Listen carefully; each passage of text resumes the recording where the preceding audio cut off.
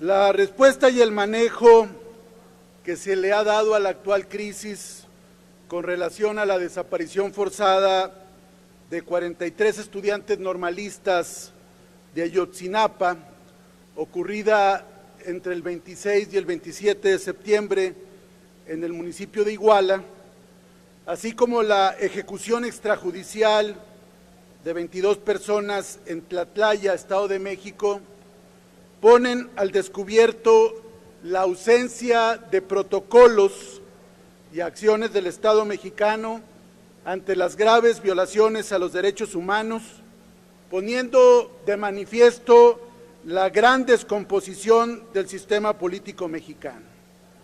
No es la primera vez que nuestro país enfrenta situaciones como estas, y la realidad indica que a 19 años de distancia, las graves masacres a cargo de agentes del Estado siguen sin ser atendidas como debe ser y las víctimas no reciben justicia ni reparación. La justicia se sigue impartiendo por consigna y por amiguismo. Es el botín político de unos y la ruina de otros. La destitución de personajes incómodos y una disculpa mustia para las víctimas y sus familias. En 1997, Emilio Ochoa-Ifet renunció a su cargo en la Secretaría de Gobernación ante la falta de acciones contundentes y la presión social por la masacre de Acteal durante el gobierno de Ernesto Zedillo. Y no sucedió nada más. En 1995, el entonces gobernador de Guerrero, Rubén Figueroa, solicitó licencia definitiva como consecuencia de la masacre de Aguas Blancas y no sucedió nada más. El gobierno federal ha puesto en bandeja la cabeza de otro gobernador, pero el problema sigue ahí. Aún con la detención de Abarca el día de hoy por la madrugada, no ha sucedido nada más hasta ahora, porque la exigencia principal, el motivo de lucha de familiares y alumnos sigue existiendo. Una desaparición forzada que no es responsabilidad sino del propio Estado, que ha atentado por años en contra de las normales rurales y su cuerpo estudiantil. No podemos desvincular estos hechos que van ligados a la criminalidad desatada y a la narcopolítica con la polarización social que actualmente se vive en el país, donde la amplia mayoría sufre las consecuencias de la pobreza, el desempleo y la discriminación. Estas heridas sociales se han agravado con la desaparición de los 43 estudiantes jóvenes normalistas. Sin dejar de lado también la gravedad de casos como el de Tlatlaya, me centraré en lo de Iguala. No quiero dejar de señalar que muchas de estas reflexiones las hemos comentado con legisladores de Guerrero, como los diputados Catalino Duarte, la diputada progresista y luchadora Rosario Merlín, diputado Jorge Salgado, el diputado Miranda, diputado Carlos de Jesús, y todos ellos siempre preocupados por encontrar justicia en estos hechos. A más de un mes de la desaparición forzada de los normalistas, queda claro que el gobierno federal encabeza un gobierno que miente y que maquilla los hechos, y que ha hecho hasta lo imposible porque no se tipifique estos hechos como el delito de lesa humanidad, desaparición forzada. Lejos han quedado los discursos triunfalistas por la aprobación de las 11 reformas estructurales, cuando el país se desangra en la violencia criminal, en la violación de los derechos humanos y en la falta de respeto a amplios grupos sociales. ¿Cómo alguien puede como Peña Nieto, aspirar a ser un gran estadista y a publicitarse internacionalmente cuando en México existe una violación sistemática de los derechos humanos, que no solamente se focaliza en un grupo, sino en diferentes grupos sociales. Ante ello, y ante los hechos que han sido narrados una y otra vez por diferentes autoridades, queda claro que existe una fuerte complicidad del poder con lo sucedido en Ayotzinapa, y como siempre los grupos vulnerables son los que reciben la peor parte.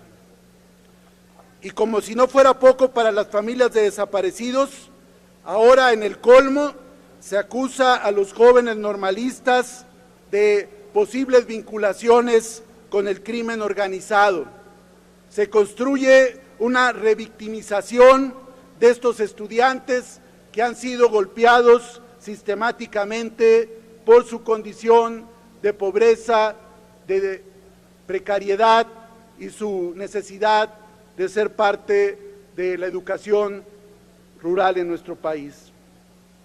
Esto se puede resumir en la reseña que hacen jóvenes normalistas y que han sido documentados y señalados en medios de comunicación, donde ya heridos algunos de ellos, los fueron a visitar militares al hospital y después de maltratarlos, de encañonarlos, de cuestionarlos, les dijeron: ustedes se lo buscaron.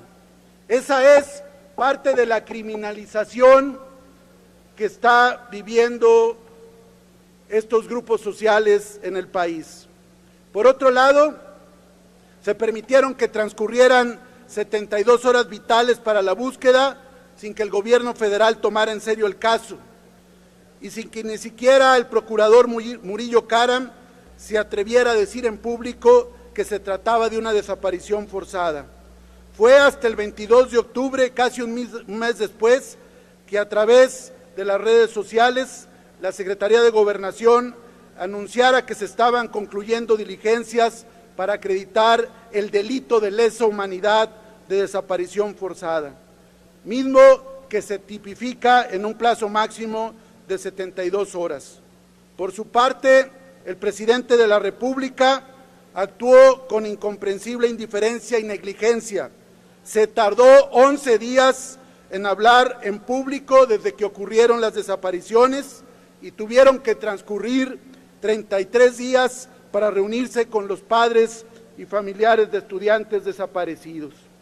Señoras y señores legisladores, de estos hechos y otros más que son parte ya del paisaje cotidiano nacional, podemos afirmar que nuestro país se encuentra actualmente en una crisis humanitaria.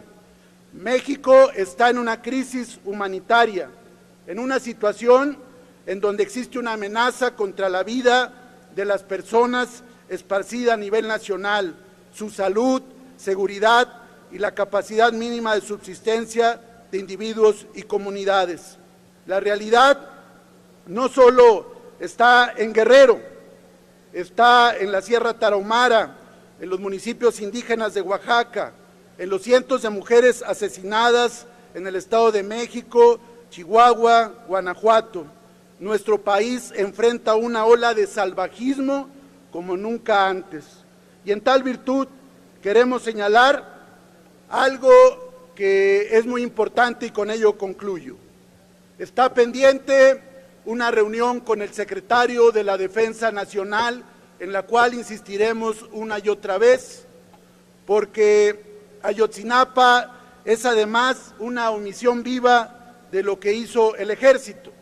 En Iguala está asentado el 27 Batallón de Infantería, que cuenta con 450 elementos. No actuaron en defensa de los jóvenes y sí se trasladaron a los hospitales a amedrentarlos. Por eso queremos tener la reunión con el secretario de la Defensa Nacional. Sobre ello, queremos señalar que hasta el 21 de octubre ni la CNDH ni la Comisión Estatal de Derechos Humanos, ni ninguna autoridad había mencionado siquiera una investigación relacionada con los integrantes del Ejército que en el menor de los casos negaron auxilio a mexicanos siendo atacados por agentes en el momento desconocidos y en el peor pudieron haber participado en los hechos. México ha sido acusado en el examen periódico universal el año pasado de no reconocer la competencia del Comité de Desapariciones Forzadas para recibir quejas individuales, argumentando que México se encuentra en vías de instaurar sus propios mecanismos.